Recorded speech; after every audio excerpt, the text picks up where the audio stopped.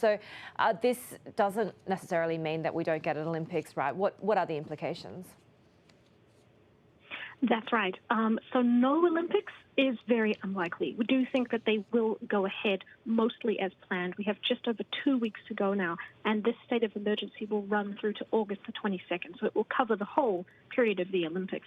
This definitely was within the plan, the territory of Plan B for the organisers. They had said they would watch how the government responded to virus cases if they increased and an emergency was declared. They did still have some tools in their toolbox, and the main one is holding the events without any spectators in the stand. We probably won't get a decision on that until later today, when we expect that the stakeholders, including the IOC and the Japanese government, will hold a 5-party meeting to decide how to react to that state of emergency. It's not a hard lockdown like may have been carried out in Europe earlier. It's more soft. It's really aimed at stopping the local population from moving around as much as they have been.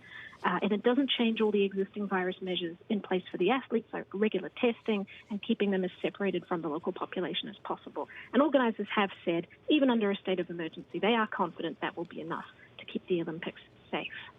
How does the Japanese public feel about this?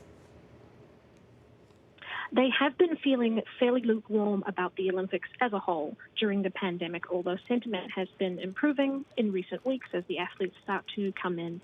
But it is definitely somewhere where the government has to tread carefully. Cases have been on the increase in Tokyo since we ended the last state of emergency on June the 20th. And that puts pressure on the public health system, and the people will be feeling that as well.